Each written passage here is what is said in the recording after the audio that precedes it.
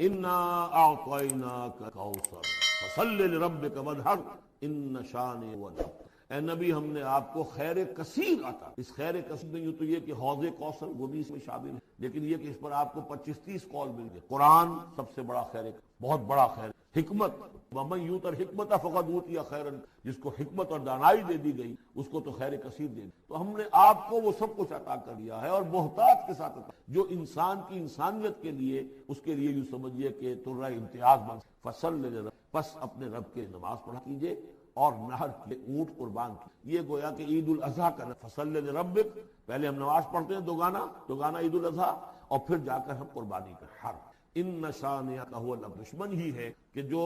دم کٹا ہو جائے۔ اس کا پس منظر یہ ہے کہ جب فوت ہو تو کچھ جو کفار تھے کہ ایک ہی بیٹا تھا، باقی تو کیا ہیں 4 بیٹے، لیکن یہ کہ بیٹا جو تھا وہ ایک ہی تھا، وہ نے اٹھا لیا تو بڑے خوشیاں منا۔ تو اب دم کٹ پیچھے نام نہ رہ جائے، بیٹیوں سے تو نام چلتا نہیں، نام تو چلتا بیٹوں سے، تو اب ان کا تو کوئی تذکرہ ہی نہیں رہے گا، کوئی بات نہیں۔ تو یہ ہیں آگے فرمایا کہ نہیں، ان تو کروڑوں بیٹے اللہ عطا، کروڑوں اربوں بیٹے عطا کرے۔ ہاں اے نبی، آپ کا دشمن ضرور ہے کہ پابندی، اس کے قوانین، قواعد و ضوابط کا پورا لحاظ رکھتے ہوئے یہ ہے فصل لربک، اپنے رب کے لیے نماز پڑھیے، وانحر، اور اونٹ جو ہے نہر کیجئے، اللہ کی راہ میں قربانی کرتے رہیے۔ اس دونوں الفاظ کو جوڑ کر ایک نتیجہ نکالا ہے بعض حضرات نے کہ اس سے مراد خاص طور پر بقرعید کی نماز اور اس کے بعد جو نہر کیا جاتا ہے، آ کر قربانی دی جاتی، تو یہ اس سے مراد ہے۔ لیکن یہ بھی میں سمجھتا ہوں کہ صرف ایک ذوقی سی بات ہے، ورنہ جو پس منظر ہے بالکل ابتدائی زمانے کی یہ صورتیں ہیں۔ اس وقت نہ بقرعید تھی، البتہ یہ چیزیں موجود تھیں، نماز آپ کو دے دی گئی اسی وقت، اور ظاہر بات ہے کہ جب تک آپ مکے میں رہے یقیناً آپ ہر سال حج کرتے رہے۔ کیسے ممکن ہے کہ آپ حج نہ کریں جب اسی کعبے کا طواف کر رہے تھے جس میں 360 بت تھے، وہیں کھڑے ہو کر نماز پڑھتے تھے اور سجدہ کرتے تھے جہاں دائیں بائیں بت رکھے تھے۔ تو حج کے معاملے میں تو ایسی کوئی شے تھی بھی نہیں۔ مینا میں جانا ہے، عرفات میں جانا ہے، مزدلفہ میں، یا جو بھی ان کا باقی رہ گیا تھا، تو ہر سال آپ حج بھی کرتے ہوں گے، اور یقیناً بہت سے اونٹ آپ قربان بھی کرتے ہوں گے۔ آپ نے حجۃ الوداع میں 100 اونٹ نہر کیے، جن میں سے 63 اپنے دستے مبارک سے نہر فرمایا، اور بقیہ 37 حضرت علی نے آپ کی طرف سے کی۔ 100 اونٹ، تو اس سے اندازہ کیجئے کہ یہ جو ابتدائی دور ہے، یہ صورتیں جب نازل ہو رہی ہیں اس وقت تو حضور کی جو ہے مالی حالت بھی بہت اچھی تھی۔ حضرت خدیجہ متمول ترین خاتون عرب کی، وہ آپ کے حوالہ عقد میں تھی، اس اعتبار سے یقیناً اس وقت بھی آپ نہر کرتے ہوں گے۔ اور نہر جیسا کہ میں بیان کر چکا ہوں، اس دور میں غریبوں کو کھانا کھلانا، گوشت کا بانٹ دینا، وہ یہ در حقیقت ان کے ہاں سخاوت کا سب سے بڑا مظہر۔ فصل لربک وانحر، تو اے نبی آپ کو شکرانے میں وہ سارا خیر کثیر جو آپ کو عطا ہوا ہے، اسی لیے دیکھیے وہ نماز تہجد جب آپ پڑھتے تھے اور اتنی طویل رکعتیں پڑھتے تھے کہ آپ کے پاؤں متورم ہو جاتے تھے، تو لوگوں نے کہا حضور آپ اپنے اوپر اتنا تشدد کیوں کر رہے ہیں؟ آپ کے تو اول تو کوئی گناہ ہے نہیں، کوئی آپ کے مقام کے اعتبار سے اگر کسی شے کو کہا جائے کہ کوئی فروگزاشت ہے تو اللہ تعالیٰ اس کی بھی معافی کا اعلان کر چکا، تو پھر آپ کیوں مشقت جھیلتے ہیں؟ تو جواب آپ کا کیا تھا؟ افلا اکون عبدا شکورا، تو کیا میں اپنے رب کا ایک شکر گزار بندہ نہ بنوں؟ میری یہ نماز شکرانے کی، میں اپنے رب کا شکر ادا کر رہا ہوں، اس نے جو مجھے خیر کثیر عطا فرمایا۔ اب جس درجے کا وہ خیر کثیر ہے اسی درجے کا شکر مجھے اپنی امکانی حد تک ادا کرنا۔ تو فصل لربک وانحر یہاں شکرانے کے طور پر ہے، انا اعطیناک الکوثر فصل لربک وانحر ان شانئک هو الابتر، یقیناً جو آپ کا دشمن ہے وہی ابتر ہے۔ اس ابتر کے لفظ کی مجھے وضاحت کرنی ہوگی۔ شنا نون اور حمزہ آتا دشمنی کے لیے، ولا یجرمنکم شنآن قوم علی الا تعدلوا اعدلوا هو اقرب للتقوی، کسی دشمنی کسی قوم کی تمہیں آمادہ نہ کر دے کہ تم عدل سے راستہ جو ہے اپنا بدل لو اور دستکش ہو جاؤ، عدل پر رہو، چاہے تمہارا دشمن ہے اس کے ساتھ بھی۔ تو یہ شانی یہ ہے، اس کے معنی دشمن، ان شانئک هو الابتر، یقیناً آپ کا دشمن ہی ابتر ہے۔ ابتر کے معنی کیا؟ با تا را کا مادہ آتا ہے بطر، کسی شے سے کٹ جانا۔ خاص طور پر ایک درخت ہے، اس کی شاخ کٹ گئی، علیحدہ ہو گئی، شاخ مریدہ، ظاہر بات ہے اب اس کے لیے زندگی نہیں ہے، جب تک درخت سے جڑی ہوئی تھی اس کے لیے تر و تازگی تھی، وہ بڑھے گی، اس پر پھل بھی آتا اگر وہ آم کا درخت تھا۔ اب جب کٹ گئی تو وہ سوکھے گی، ختم ہو جائے گی، اس کے لیے کوئی تر و تازگی نہیں ہے، اس کا کوئی شاندار مستقبل نہیں۔ تو یہ کسی شے سے کٹ جانا، اسی معنی میں قوم سے کٹ جانا، علیحدہ ہو جانا، تنہا رہ جانا، لا تجعلنی فردن، مجھے اکیلا نہ بنا دے۔ تو یہ جو آتا ہے کہ میں اکیلا نہ رہ جاؤں، اس کے لیے بھی یہ لفظ آتا ہے۔ اور پھر جس کا ذکر یا جس کا سلسلہ منقطع ہو جائے، جس کے ہاں اولاد نہ ہو، اب نام اس کا کہاں رہے گا، ختم ہو جائے گا۔ اولاد نہیں ہے وہ بھی ابتر ہے، گویا کہ اس کا ذکر باقی رکھنے والا کوئی نہیں رہا، اس کا نام نہیں رہے گا دنیا میں، اس لیے کہ اولاد نہیں، خاص طور پر اولاد نرینہ۔ اسی طریقے سے جس جانور کی، جس چوپائے کی دم کٹی ہوئی ہے اسے ابتر کہتے تھے، دم کٹا، اس لیے کہ یہاں بھی کوئی شے کٹی ہوئی ہے اس کے جسم سے۔ تو یہ مختلف الفاظ ہیں، یہ معنی ہے اس لفظ کے ابتر کی۔ اب اس کو نوٹ کیجئے، حضور کو ابتر کہا قریش، کن کن معنی میں کہا اس کی تفصیل میں ابھی آپ سے سنا رہا ہوں، اور اس کا جواب دیا جا رہا ہے کہ یہ آپ کو ابتر کہہ رہے ہیں، اے نبی در حقیقت یہ ابتر ہوں گے، بلکہ یہ ابتر ہے، ان شانئک ھو الابتر۔ حضور کو ابتر کس کس معنی میں کہا ہے؟ بالکل اوائل میں جبکہ حضور صلی اللہ علیہ وسلم نے اپنا پیغام شروع کیا ہے تو لوگوں نے کہا بطرا محمد منا، یہ ابن جریر کی روایت ہے، محمد ہم سے کٹ گئے، ہمارا اپنا ایک طریقہ تھا، ہماری تہذیب، ہمارا تمدن، ہماری روایات، ہمارا مذہب، ہمارے عقائد، اب محمد ہم سے کٹ گئے۔ تو اس کا مطلب یہ ہے کہ یہ شاخ سوکھ جائے گی۔ یہ اگر جمعیت کے ساتھ رہتے، پوری اپنی قوم کے ساتھ رہتے تو ان کے لیے بھی شاندار مستقبل تھا، اب ان کا مستقبل بہت تاریک ہے۔ یہ بالکل ایسی بات ہے جیسے واصل بن عطا، یہ شاگردوں میں سے تھا حضرت حسن بصری رحمۃ اللہ علیہ کے، وہ تابعین میں سے ہیں، ان کا شاگرد اور بڑا ذہین شاگرد، لیکن اس نے مسئلہ تقدیر پر، جبر و قدر پر بحثیں شروع کی، تو جب اس طرح کی باتیں اس نے کہیں کہ جو اہل سنت کے شایان شان نہیں، تو پھر حضرت حسن بصری نے اسے اپنے درس سے نکال دیا اور کہا کہ اعتزل عنا، یہ ہم سے علیحدہ ہو گیا، اب اس کا راستہ علیحدہ ہے، اس کا ہم سے کوئی تعلق نہیں۔ اسی اعتزل عنا سے اعتزال کا مذہب بنا ہے، اور معتزلہ کہلاتے علیحدہ ہو جانے والے لوگ۔ تو اسی طریقے سے قوم کا پہلا ریئیکشن یہ تھا حضور صلی اللہ علیہ وسلم کے بارے میں کہ بطرا محمد منا، محمد ہم سے کٹ گئے صلی اللہ علیہ وسلم۔ اسی طریقے سے ایک مرتبہ قریش کی بڑی کوئی چوپال کے اندر ان کی بڑی مجلس تھی، اور کعب بن اشرف جو ہے وہ آیا ہوا تھا، یہودی، مدینہ منورہ سے، اس وقت تک تو یثرب تھا، ابھی کہاں مدینہ منورہ، اس وقت تک تو یثرب ایک بستی تھی، اس کا نام یثرب، وہ تو حضور ہجرت فرما کر گئے تو پھر وہ مدینۃ النبی اور المدینۃ المنورہ بنا ہے۔ تو وہاں لوگوں نے کہا، حضور کا ذکر کیا، اس نے پوچھا ہوگا کہ سنا ہے آپ کے ہاں کوئی ہے جس نے نبوت کا دعویٰ کیا ہے، تو الفاظ نقل کیے ہیں بزار نے حضرت ابن عباس رضی اللہ تعالی عنہما سے، الا تری الی ھذا الصبی المنبتر، دیکھتے نہیں ذرا تم، الا تری، یہ وہی ارایت الذی، یہ ان کے ہاں تعجب کی بات ہوتی تھی، ذرا دیکھو تو، تعجب بھی تحقیر بھی، یہ ہمارا ایک بچہ ہے۔ اب دیکھیے بچہ کہہ رہے ہیں، حضور اس وقت 42-43 سال کے ہوں گے، لیکن یہ انداز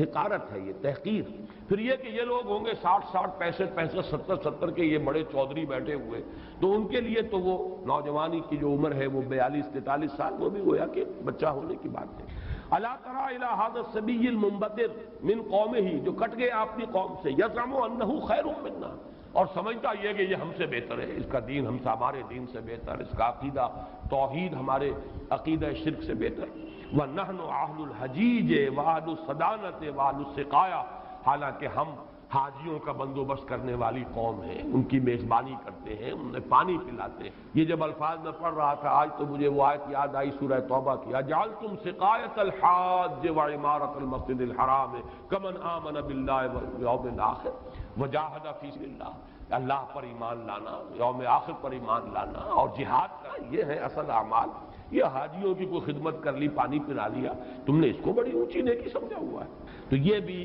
منبتر اس شخص کو کہیں گے جو کٹ گیا اپنی قوم سے۔ سب سے زیادہ تلخ انداز میں جو بات کہی گئی حضور کے بارے میں، اور ابتر کا لفظ آپ کے بارے میں استعمال ہوا، اور یہ سمجھیے کہ یہ بھی دنات اور پستی کی انتہا تھی۔ حضور کے دوسرے صاحبزادے حضرت عبداللہ کا جب انتقال ہوا، یہ ذرا نافلہ تعلق کے درجے میں نوٹ کر لیجئے کہ حضور کی صاحبزادیاں اور آپ کو 2 بیٹے، 4 بیٹیاں اللہ نے حضرت خدیجہ کے بطن سے عطا فرمائی۔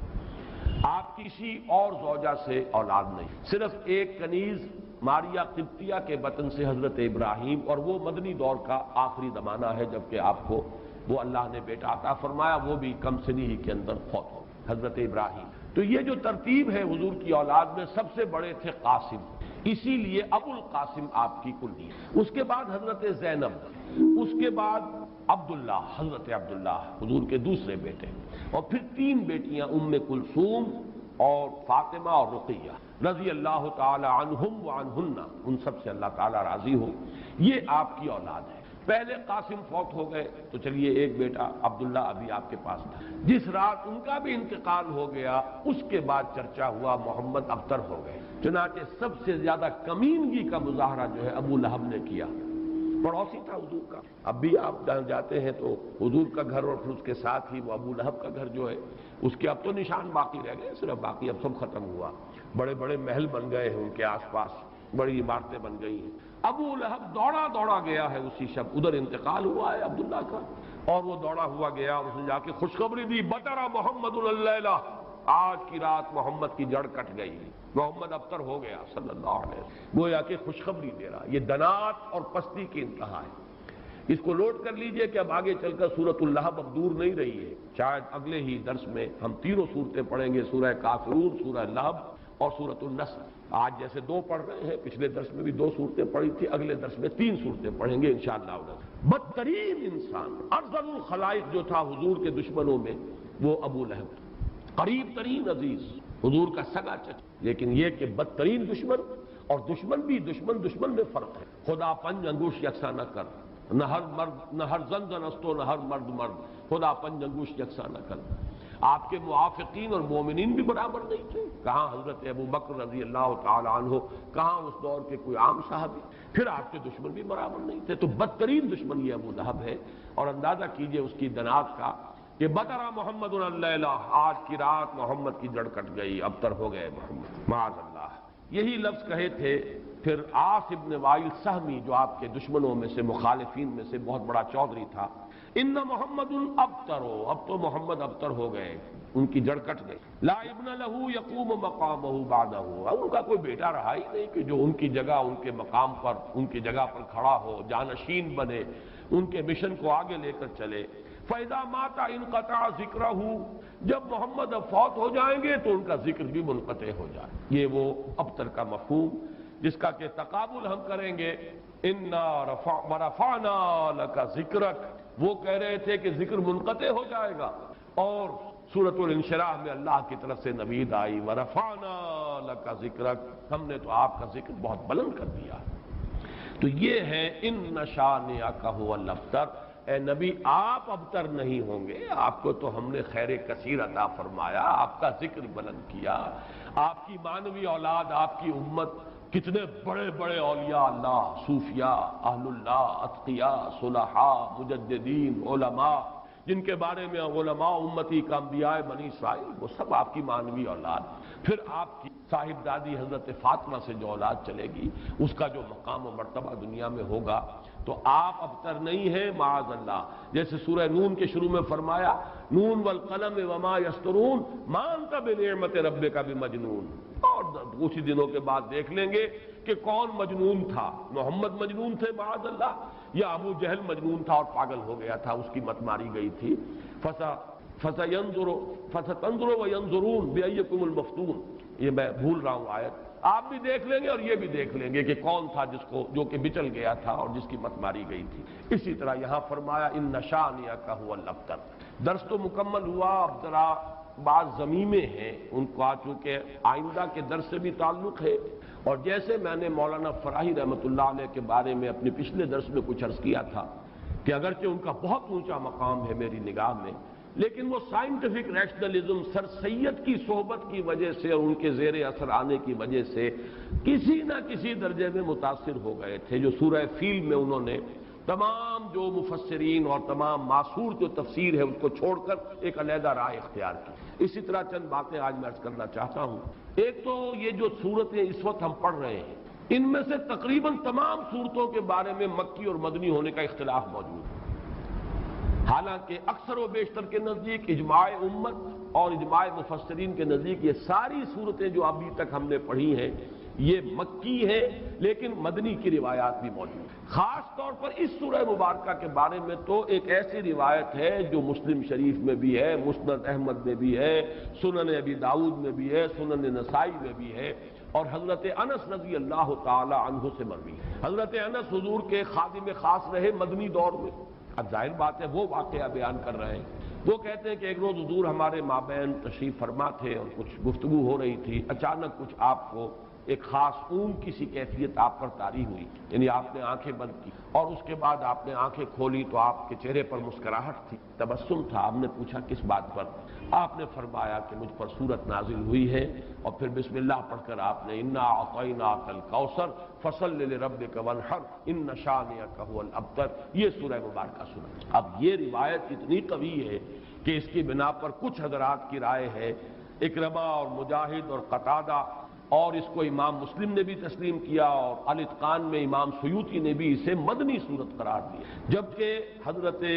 ابن مردویہ سے یہ مروی ہے کہ ابن عباس، عائشہ اور ابن زبیر رضی اللہ تعالی عنہم یہ سب کے سب اسے مکی قرار دیں، اور جمہور مفسرین نے اسے مکی قرار دیا۔ میں نے خاص طور پر آج بات اس لیے بیان کی ہے کہ ان چھوٹی صورتوں کے بارے میں اکثر و بیشتر کے بارے میں اختلاف ہے، نمبر ایک۔ نمبر دو یہ کہ اصل میں اس میں جو تعویل ہو جاتی، اور بہت سی صورتوں کے بارے میں کہا گیا یہ 2 دفعہ نازل ہوئی، سورہ اخلاص مکے میں بھی نازل ہوئی، مدینے میں بھی نازل ہوئی، فلاں صورت مکے میں بھی نازل ہوئی، مدینے میں بھی نازل ہوئی۔ یہ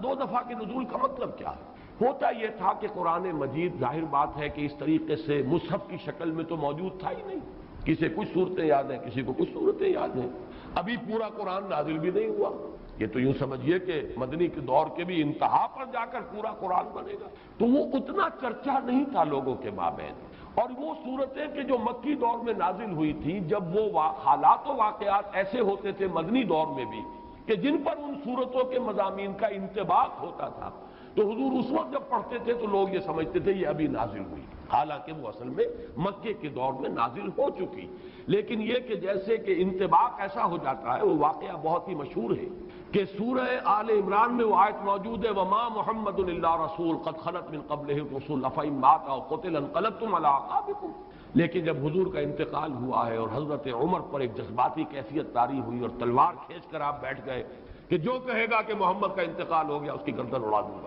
پھر حضرت ابو بکر آئے، سیدھے گئے حجرہ عائشہ میں۔ حضرت عائشہ ان کی اپنی صاحبزادی ہے، وہاں تو کوئی حجاب نہیں، پردہ نہیں، حضور کا جسد مبارک وہاں تھا اور چادر پڑی ہوئی تھی اوپر، چادر ہٹائی ماتھے پیشانی پر، پیشانی مبارک پر بوسہ دیا۔ آپ نے وہاں الفاظ بھی کہے کہ اللہ آپ پر 2 موتیں جمع نہیں کہے گا، بس یہ موت تھی جو آ گئی، اب تو حیات ہی حیات اور حیات طیبہ ہے۔ باہر آ کر اب آپ نے خطبہ دیا، من کان یعبد محمدا فإن محمدا قد مات ومن کان یعبد اللہ فإن اللہ حی لا یموت۔ جو کوئی محمد کو پوجتا تھا وہ سن لے کہ محمد کا انتقال ہو، اور جو کوئی پجاری تھا اللہ کا، پوجنے والا اللہ کو، وہ جان لے کہ اللہ تو زندہ ہے جس پر کبھی موت طاری نہیں ہو۔ پھر آیت پڑھی وما محمد الا رسول قد خلت من قبلہ الرسل۔ حضرت عمر فرماتے مجھے ایسے محسوس ہوا جیسے یہ آیت اسی وقت نازل۔ یہ جو کیفیت ہوتی ہے کہ آیات کا جب مضامین کے اعتبار سے انطباق ہوتا تھا مدنی دور کے مختلف واقعات پر، تو صحابہ یہ سمجھ لیتے تھے بات کہ شاید یہ صورت ابھی نازل ہوئی ہے، حالانکہ وہ صورت مکی دور کی نازل شدہ صورتوں میں سے۔ یہ میں نے خاص طور پر آج یہ ضمیمہ اپنے درس کا اس لیے بیان کر دیا ہے کہ اگلے درس میں ایک بڑی اہم بحث آئے گی سورۃ النصر کے زمانہ نزول کے بارے میں۔ میری رائے چونکہ اس کے بارے میں نے کافی غور و خوض کیا ہے، اور جس رائے پر میرا دل ٹھکا ہے وہ عام جو تفاسیر میں رائے ہے اس سے مختلف ہے، اس لیے میں نے یہ پورا مضمون آج تمہیداً بیان کر دیا کہ خود اس سورہ مبارکہ کے بارے میں مسند احمد ابن حنبل، صحیح مسلم اور سنن ابی داؤد اور سنن نسائی کی روایت کے برعکس جمہور مفسرین نے، ان کے نزدیک اس روایت کی روح سے یہ مدنی ہے، لیکن جمہور مفسرین نے اس کو مکی، تو گویا کہ اس میں رائے قائم کرنے کا موقع ہے، امکان ہے، اور انسان جو ہے مضمون کی دلالت کے اعتبار سے مضمون کیا ہے صورت کا کوئی نہ کوئی رائے قائم کر سکتا۔ اب دوسری بات میں عرض کر رہا ہوں، آج میں نے تذکرہ کیا تھا اور وہ میں نے جیسے کہ پچھلی مرتبہ عرض کیا تھا، اب یہ مصحف کا درس، قرآن مجید کا درس مسلسل اب ختم ہوا چاہتا ہے، میں سمجھتا ہوں کہ 2 نہیں تو میکسیمم 3 نشستوں میں ہم پہنچ جائیں گے اختتام تک. تو چند باتیں میں اپنے اس درس میں ریکارڈ کرا رہا ہوں تاکہ کچھ پتہ نہیں دوبارہ پھر یہ کہیں درس جو ہے شروع ہو تو زندگی میں کتنی مہلت ملے، کہاں تک میں پہنچ پاؤں. تو چند باتیں جو ہیں وہ افادہ عام کے لیے میں چاہتا ہوں کہ ابھی وہ نوٹ ہو جائیں، رجسٹرڈ ہو جائیں اور وہ ریکارڈ ہو. اور چونکہ میں نے اپنی 4 سورسز قرار دی، علامہ اقبال، ڈاکٹر رفیع الدین ایک سورس ہے، لیکن وہ کوئی مفسرین میں سے ہے ہی نہیں، ایک فکر ہے ان کا، سوچ ہے، تعبیر کی ہے انہوں نے. علامہ اقبال کو میں اس دور کا سب سے بڑا ترجمان القرآن مانتا ہوں. عظمت قرآن کا جتنا انکشاف اس شخص پر ہوا میرے نزدیک کسی دوسرے شخص پر نہیں. یہ میرا وہ قول ہے جس کو میں کھلم کھلا کہتا ہوں، بغیر بلا خوف تردید کہتا ہوں. لیکن بہرحال مفسر نہیں، میں نہ عارف، نہ مجدد، نہ محدث، نہ فقیہ. اور دوسرا جو ہے وہ شیخین، شیخ الہند، شیخ الاسلام. شیخ الہند مولانا محمود حسن کا ترجمہ اور شیخ الاسلام مولانا شبیر احمد عثمانی کے حواشی. یہ عروۃ الوثقیٰ ہے جس کو میں نے مضبوطی سے تھاما ہے. سلف کے ساتھ میرا رشتہ اس حدیث اور اس ترجمے اور تفسیر کے حوالے سے قائم ہے. اسلاف کے ساتھ میں جڑا ہوا ہوں، یہ عروۃ الوثقیٰ اس کی وضاحت میں کر چکا. لیکن استفادہ زیادہ جو میں نے کیا ہے وہ دوسرے 2 شعبے ہیں، مولانا فراہی اور ان کے شاگرد مولانا اصلاحی، مولانا ابوالکلام آزاد اور ان کے مانوی جانشین مولانا سید ابو العلا مودودی. ان میں سے 2 حضرات کے ساتھ میری طویل ایسوسیشن رہی ہے، جماعت اسلامی کے ساتھ مولانا مودودی کے ساتھ، پھر مولانا اصلاحی صاحب کے ساتھ اس سے بھی طویل. اس پہلو سے میں ان دونوں کے مابین جو بھی کوئی ربط اور تعلق ہے یا جہاں جہاں مجھے اختلاف ہوتا ہے میں اس کو خاص طور پر بیان کر دیتا ہوں. وہ کسی قد کی وجہ سے نہیں ہے، بلکہ اس لیے کہ چونکہ میں نے ان سے بہت کچھ فیض حاصل کیا، لہذا جہاں مجھے ان کی کسی رائے سے اختلاف ہے اسے میں نوٹ کروا دیتا تاکہ وہاں میری رائے جو ہے یہ نہ سمجھی جائے کہ میری رائے بھی وہی ہے جو مولانا مودودی کی ہے یا مولانا اصلاحی کی. بہرحال اس وقت جو بات مجھے نوٹ کرانی ہے وہ یہ ہے، کیونکہ میں نے آج کہا تھا کہ تفسیر سورہ کوثر کا جب میں نے تقابلی مطالعہ کیا ہے مولانا اصلاحی صاحب نے تو کچھ بھی نہیں اور کوئی اس پر محنت نہیں کی، کوئی حق ادا نہیں. مولانا فراہی کی کچھ چیزیں نقل کی جیسے سورہ فیل میں نقل کی ہیں، اسی طریقے سے سورہ کوثر میں نقل کر دی. لیکن یہ کہ مولانا مودودی نے تفہیم میں واقعہ یہ کہ حق ہے، بڑی محنت کی، ساری معلومات جمع کر دی. البتہ ان دونوں میں جو ایک فرق و تفاوت ہے اس کے اعتبار سے 2 پوائنٹ نوٹ کر لیں. مجھ سے بہت سے لوگ مشورہ مانگتے ہیں کہ آپ کون سی تفسیر ریکمنڈ کرتے ہیں، تو میں ہمیشہ یہ کہا کرتا ہوں کہ مولانا مودودی کی تفہیم اگر صرف آپ پڑھتے ہیں تو حواشی جو ہے شیخ الہند کے اور شیخ الاسلام کا ترجمہ اور حواشی وہ ضرور شامل کریں. تدبر قرآن پڑھتے ہیں تو اس کے ساتھ بھی اس کو ضرور شامل کیجیے. اس کی کیا وجہ ہے؟ یہ دونوں تفسیریں چاہے تفہیم القرآن ہو چاہے تدبر قرآن ہو، دین کا جو باطنی پہلو، تصوف کی جو چاشنی ہے، اس سے یہ دونوں تفسیریں بالکل خالی ہیں. قائل ہی نہیں. جب قائل نہیں تو ادھر ان کی توجہ نہیں ہوئی، ان حقائق پر نگاہ نہیں گئی. موتی ہیں، بکھرے ہوئے ہیں، لیکن یہ کہ آپ کی توجہ نہیں ہے، آپ کو نظر نہیں آگے کہ موتی بکھرے ہوئے ہیں. مولانا مودودی کا بھی وہ مزاج نہیں، مولانا اصلاحی صاحب کا بھی وہ مزاج نہیں، بلکہ مولانا اصلاحی صاحب زیادہ ہی سخت ہے. اس اعتبار سے ان دونوں کی تفسیروں کے اندر یہ پہلو جو ہے، ایک پہلو بہت ہی یہ سمجھیے کہ یعنی نظر انداز ہو گیا ہے. اس پہلو سے وہاں بڑی کمی ہے. اس کمی کو پورا کرنے کے لیے حرکی پہلو تفہیم القرآن میں ہے، تدبر قرآن مجید کے اپنے اسالیب، زبان کی بحث، ادب کے حوالے سے، اور نظم القرآن، قرآن کا نظم، سورتوں کا، آیات کا، یہ مولانا اصلاحی صاحب کا خاصہ ہے. لیکن دونوں چونکہ اس سے خالی ہے، مانوی اور وہ جو روحانی مباحث ہے، تصوف کے موضوعات ہیں، لہذا اس کو تو شامل کرنا چاہیے ہر صورت. یعنی شیخ الہند کا ترجمہ اور مولانا شبیر احمد عثمانی کے حواشی. اصولی طور پر یہ بات ثابت ہے کہ حضور پر جادو ہوا اور جادو کا کچھ اثر بھی آپ پر ظاہر ہوا اور اس کے ازالے کے لیے یہ صورتیں نازل کی گئیں. اس پہلو سے بھی یہ ثابت ہو جاتا ہے. اس لیے کہ جادو کا جو قصہ ہے نبی اکرم صلی اللہ علیہ وسلم پر وہ میں آپ کے سامنے اس وقت اجمالاً بیان کر دیتا ہوں. یہ ہماری تفسیروں میں بڑی تفصیل کے ساتھ موجود ہے، بلکہ مولانا مودودی نے تو تمام روایات کو جمع کر کے اس کا ایک پورا مربوط جو ہے تسلسل کے ساتھ پورا ایک واقعہ مرتب کر کے اپنی کتاب میں تفہیم میں درج کر دیا ہے. یہ واقعہ ہے صلح حدیبیہ کے بعد کا. صلح حدیبیہ کے بعد جیسا کہ آپ کو معلوم ہے کہ نبی اکرم صلی اللہ علیہ وسلم چونکہ مشرکین عرب کی طرف سے فارغ ہو گئے اور یکسو ہو کر اب آپ نے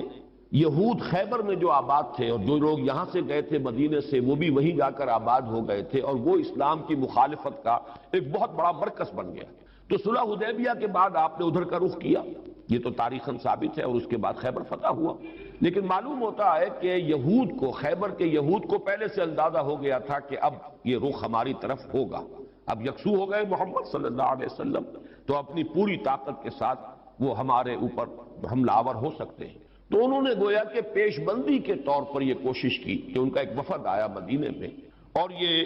لبید ابن عاصم ایک شخص تھا بنی زریق کا، جو انصار ہی کا ایک قبیلہ ہے بنی زریق، ان میں ایک شخص لبید ابن عاصم منافق تھا، یا یہ کہ کم سے کم یہودیوں کا حلیف تھا۔ انہوں نے آ کر یہود کے وفد نے ان سے کہا کہ ہم نے تو اپنا سا زور لگا لیا محمد کی مخالفت اور ان کا راستہ روکنے کے لیے صلی اللہ علیہ وسلم، ہم ناکام ہو چکے، اب تم کوئی آخری کوشش کرو، تم بہت بڑے جادوگر ہو،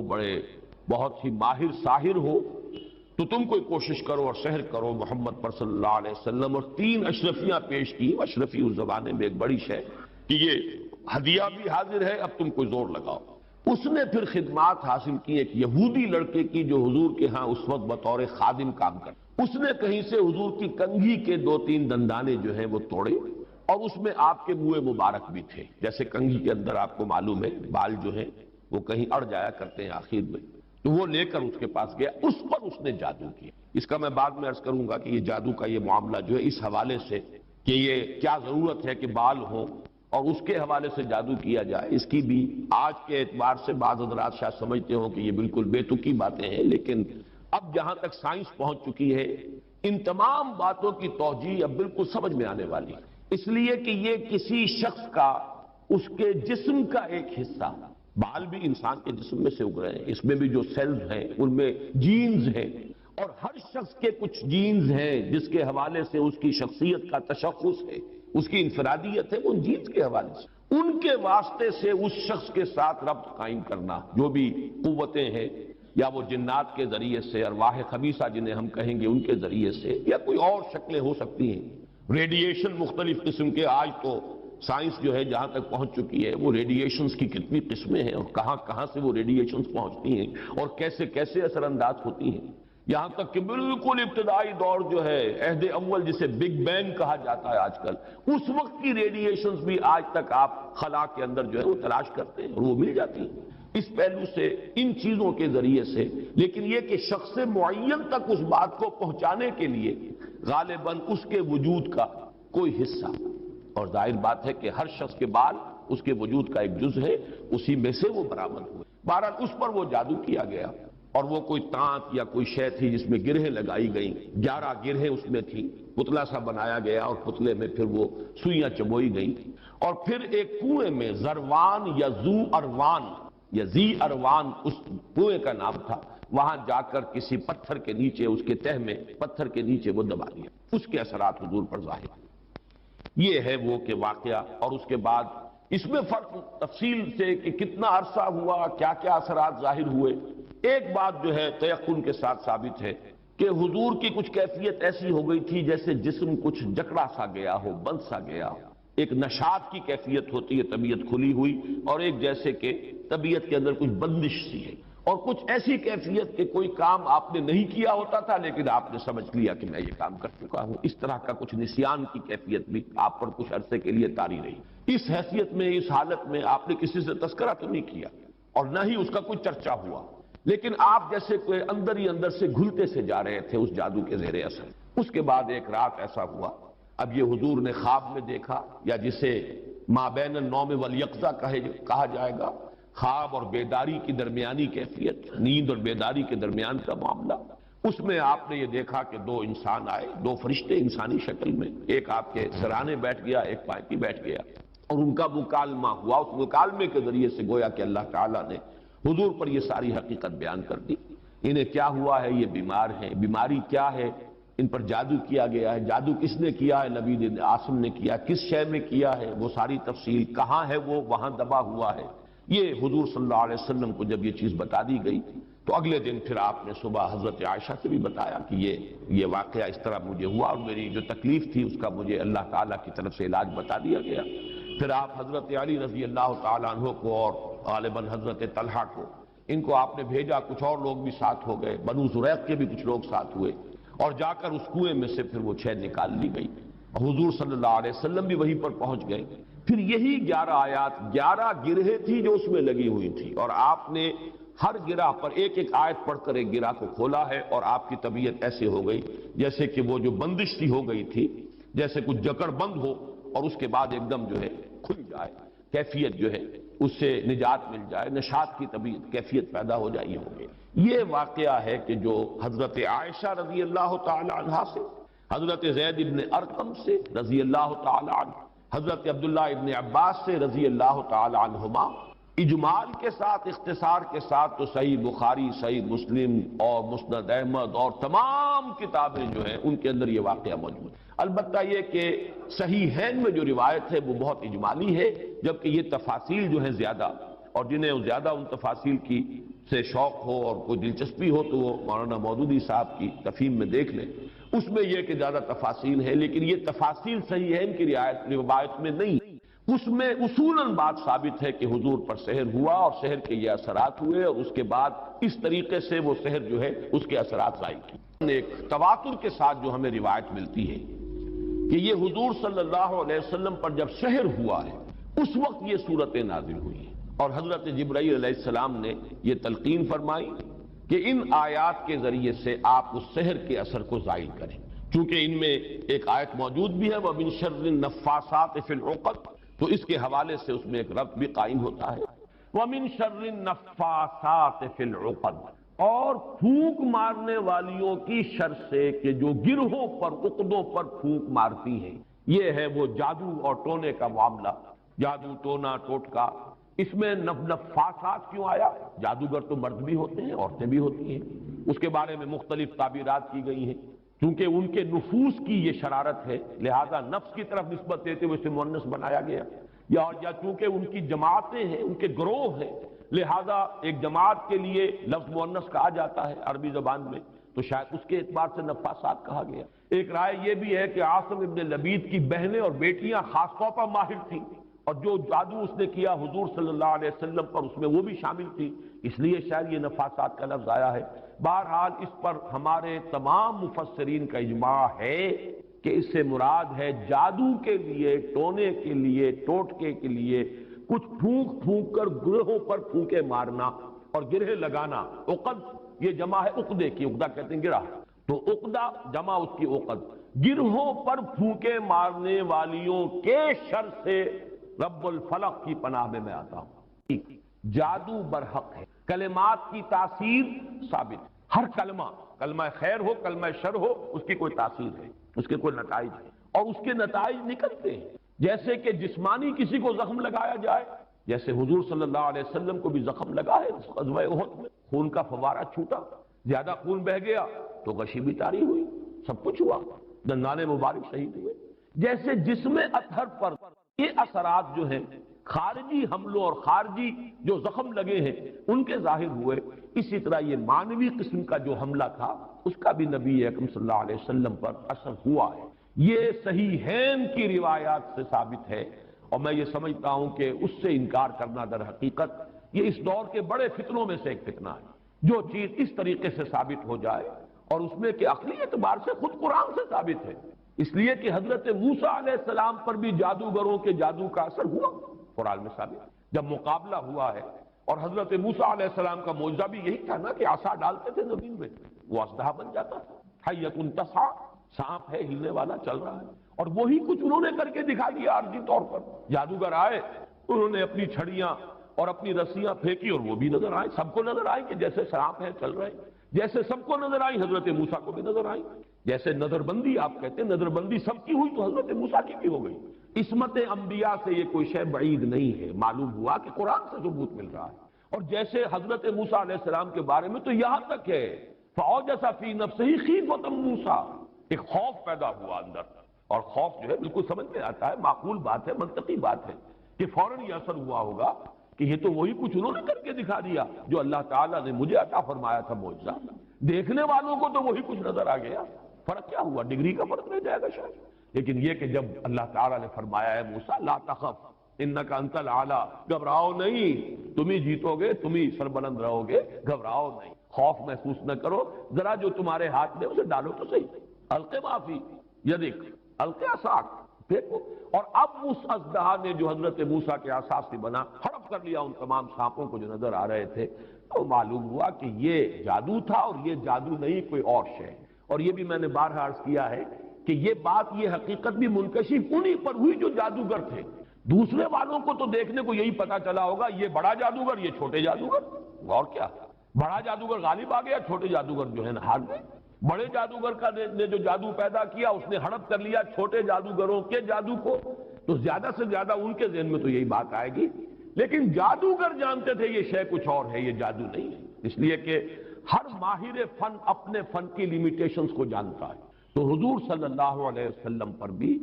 یہ ہوا ہے۔ باقی مختلف لوگوں نے مختلف طریقے سے اس کی نفی کی ہے، مذاق اڑایا ہے، اس پر یہ کہہ دیا کہ اس سے تو پھر نبی کی عصمت جو ہے وہ ختم ہو گئی۔ لوگ جو کہتے تھے کہ یہ جادوگر ہیں، گویا کہ ان روایات اور ان احادیث کو ہم قبول کر لیں تو جادو کا اثر ہو جانا ثابت ہو گیا۔ حالانکہ اس میں بھی بڑا فرق ہے۔ وہ کہتے تھے جادوگر کس معنی میں کہ یہ خود جادو کر رہا ہے، یہاں یہ کہ جادو کا اثر آپ پر ہوا ہے، اور وہ بھی اثر اس درجے میں نہیں ہوا کہ جس سے آپ کی عصمت مجروح ہو جائے اور غیر معتبر ہو جائے، اس لیے کہ اس کا کسی اور کو تو پتہ ہی نہیں چلا، گھر والوں کو بھی اندازہ نہیں ہوا، صرف حضور نے اس کیفیت کو محسوس کیا ہے، اور وہ بھی صرف دنیاوی معاملات میں۔ کسی نماز کے بارے میں یہ نہیں آیا کہ حضور نے نہ پڑھی ہو اور آپ کو یہ گمان ہو گیا ہو کہ میں پڑھ چکا ہوں، نہیں، البتہ یہ کہ تعلق زن و شوق، میں اپنی فلاں اہلیہ کے ہاں ہو آیا ہوں لیکن آپ نہیں گئے، اس طرح کا کچھ معاملہ، انسانی معاملات، خالص بشری تقاضوں کے ضمن میں،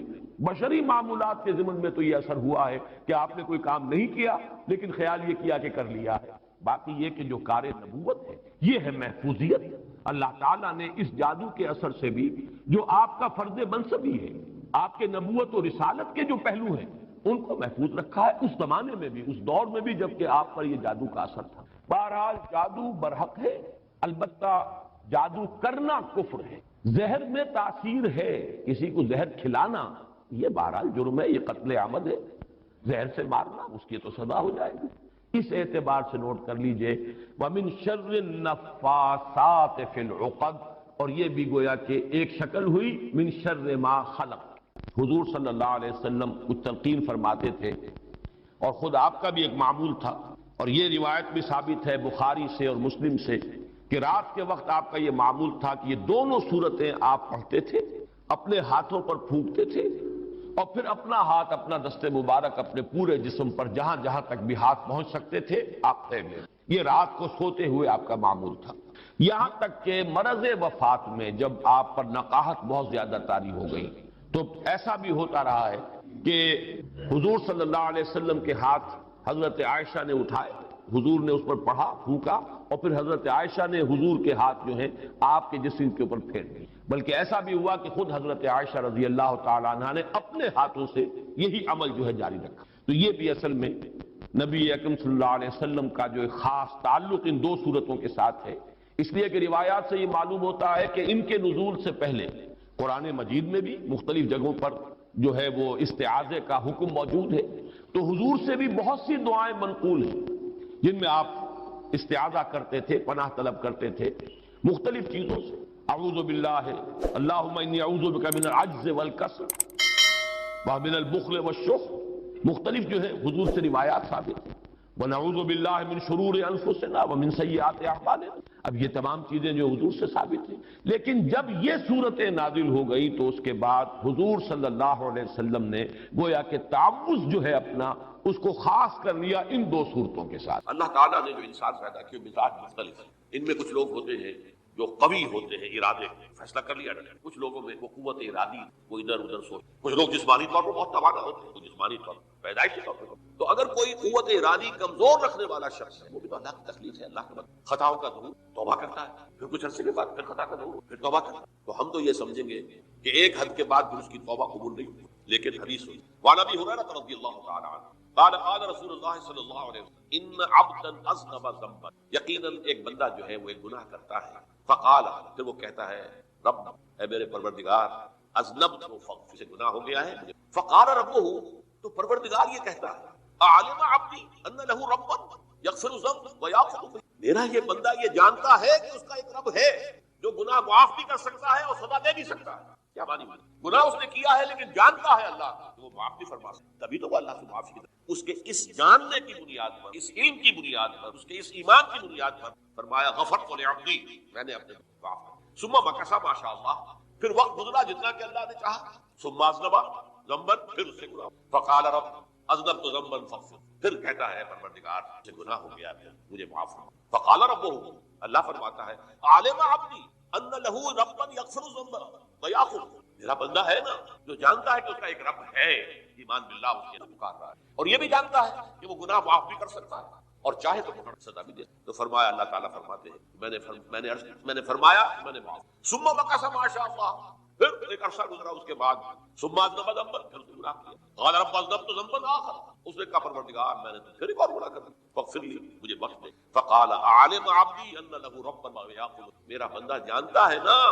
کہ اس کا ایک رب ہے جسے وہ پکار رہا ہے، اور وہ جانتا ہے کہ اسے اختیار حاصل ہے کہ چاہے تو بخش دے اور چاہے تو پکڑ دے. اس کے اس علم اس ایمان کی بنیاد پر میں اسے معاف کروں. ایک اور حدیث میں نے چونکہ اس گفتگو کے لیے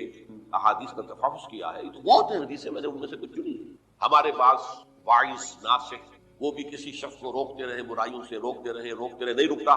تو کہیں غصے میں آ کے اللہ تجھے کبھی معاف نہیں کرے. یہ کتنا بڑا جرم ہے، اس کا اندازہ کیجیے. تم میرے بندے کو میری رحمت سے مایوس کر رہے ہو، کتنا بڑا جرم ہے، اس کا اندازہ کیجیے. یہ مسلم شریف کی روایت ہے عن جندب، حضرت جندب رضی اللہ تعالیٰ عنہ، ان رسول اللہ صلی اللہ علیہ وسلم حدث، کہ اللہ کے رسول صلی اللہ علیہ وسلم نے ایک واقعہ بیان کیا. ان رجلا قال، کہ ایک شخص نے یہ کہا واللہ لا یغفر اللہ لفلان، خدا کی قسم اللہ تعالیٰ فلاں شخص کو کبھی معاف نہیں. وان اللہ تعالیٰ قال، اس پر اللہ تعالیٰ نے یہ فرمایا منزل الذی یتعالی علیہ، یہ کون ہے جو میرے اوپر حکومت کرنے والا آ گیا، جو میری طرف سے حکم لگا رہا کہ میں کبھی معاف نہیں کروں. منزل الذی، کون ہے وہ شخص، الذی یتعالی علیہ انی لا اغفر لفلان، کہ میں فلاں شخص کو کبھی معاف نہیں کروں گا. قد غفرت لفلان، اس کو تو میں نے معاف کر دیا. واحبطت عملہ، اس شخص کے تمام اعمال میں نے ضائع کر. یہ ہے جو توبہ کی دعوت دیکھو، توبہ کی لوگوں کو آمادہ کرو، توبہ جو ہے ترغیب دے. اللہ تعالیٰ معاف فرمانے والا. اب آخری حدیث سنا رہا ہوں، یہ تو بہت ہی عجیب حدیث ہے اور متفق علیہ، بخاری اور مسلم دونوں. حضرت ابو سعید الخدری رضی اللہ تعالی عنہ اس کے راوی، حضور نے فرمایا کانا فی من کانا قبلکم رجل قتل 99 نفسا، تم سے پہلے جو امت تھی بنی اسرائیل کی، ان کا ذکر، اس میں ایک آدمی ایسا تھا جس نے 99 قتل. اب آپ اندازہ کیجئے کتنا بڑا گناہ کبیرہ ہے قتل. قرآن مجید میں آتا ہے وَكَأَنَّمَا قَتَلَ النَّاسَ جَمِيعًا، اگر ایک انسان کو بھی ناحق قتل کر دیا گیا تو یہ ایسی ہے گویا کہ اس نے پوری نوع انسانی کو، اس نے 99 قتل. فَهَلْ لَهُ مِن تَوْبَةٍ، پھر اس کے بعد یہ ہوا کہ اس کے اندر توبہ کا جذبہ پیدا ہوا. فَسَأَلَ عَنْ أَعْلَمِ أَهْلِ الْأَرْضِ، تو اس نے پھر سوال کیا، لوگوں سے پوچھا کہ زمین میں رہنے والوں میں کون سب سے بڑا عالم ہے. فَدُلَّ عَلَىٰ رَاهِبٍ، تو اسے بتایا گیا فلاں راہب فلاں جگہ پر ہے، وہ بہت نیک ہے، بڑا عالم. فَأَتَاهُ، وہ اس کے پاس آیا. فقال انه قتل 99 نفسا فهل له من توبہ، انہوں نے کہا دیکھیے راہب صاحب میں نے 99 انسان قتل کیے، اب مجھے یہ بتائیے کہ میرے لیے توبہ کا کوئی امکان ہے. فقال اللہ، انہوں نے کہا نہیں. فقتله، اس نے اس کو بھی قتل کیا. فکمل به 100، اپنی سینچری مکمل کر لی، مطلب 99 کے بعد ایک ہی کسر تھی، اس کو بھی قتل کیا، 100 پورے کر. ثم سأل عن عالم اهل الارض، پھر اس نے کہا کوئی بڑے عالم انسان کو. فدل على رجل عالم، پھر اس کی رہنمائی کی گئی ایک بڑے عالم شخص کی. فقال انه قتل 100 نفس، اس نے وہاں جا کر کہا کہ میں 100 انسان ہلاک کرتا ہوں، قتل کرتا ہوں. فهل له من توبہ، میرے لیے توبہ کا کوئی امکان ہے. فقال نعم، کیوں نہیں، توبہ کا راستہ معلوم یغرر، جب تک کہ وہ گھنگرو نہیں بج رہا اس وقت تک تمہارے توبہ کا دروازہ کھلا. پہلے افراد توبہ کریں اور صحیح توبہ. صحیح توبہ کیا ہے؟ ہماری زندگیوں میں کوئی حرام شے ہے فوراً نکالنا. ہماری معاشرت میں اور اس معاشرے میں رہتے ہوئے جو قانون ہے جس کے پابند ہیں، ہم کسی زانی کو رجم نہیں کر سکتے، ناممکن. یہ تو قانون ہی بنے گا تب ہوگا. ہم کسی چور کا ہاتھ نہیں کاٹ سکتے، تو قانون بنے گا تو ہوگا. تو ہم جن چیزوں پر عمل نہیں کر سکتے قانوناً، ان کے علاوہ باقی پوری شریعت جس پر عمل کیا جا سکتا اس پر عمل پیرا. سود میں بند نہیں کر سکتا، بینکوں کو میں آگ نہیں لگا سکتا، بینکوں کو آگ لگا دیں گے تبھی سود. لیکن یہ تو کر سکتے کہ براہ راست سود میں ملوث، سود پر قرضہ لے کر اپنا کاروبار نہ چمکاؤں، نہ بڑھاؤں، سود پر قرضہ لے کر اپنے مکان نہ اونچا کروں، یہ تو کر سکتے. تو کم سے کم جو ڈائریکٹ کسی نے قانون لازم ہے آپ پر کہ آپ سودی قرضہ لیں اور اپنی بلڈنگ عالیشان بنا لیں. یہ اگر کر رہے ہیں تو آپ کے معاشرے میں کوئی قانون نہیں بنا کہ پردہ ختم، برقع حرام، یہ تو کر دیا برقع حرام. وہاں تو سر کو اوپر جو ہے ڈھانپنا جو ہے، اسکارف لینا بھی ممنوع. یہاں تو نہیں. پھر یہاں جنہوں نے چھوڑا ہے مجرم خود ہے. یہاں تو اللہ کا شکر ہے کوئی ایسا مصطفیٰ کمال پیدا آج تک نہیں جس نے اس چیزوں کا حکم دیا. ہاں ترغیب ذرائع ابلاغ کے ذریعے سے فحاشی ہے، اریانی ہے، لیکن چوز آپ خود کرتے ہیں، فیصلے کا اختیار آپ کا ہے۔ تو جن چیزوں کے اندر بھی گناہ سے بچنے کا امکان ہے اس کو عملاً ترک کیا جائے، اور نمبر 2 عزم مصمم کر لیا جائے کہ اللہ اب بقیہ زندگی اس میں اپنی توانائیاں، اپنی قوتیں، اپنی صلاحیتیں سب کروں گا تیرے دین کی تبلیغ اور تیرے دین قائم کرنے کی عزم۔ یہ سلطنت خدا داد کا اور اللہ ہے خاص ہے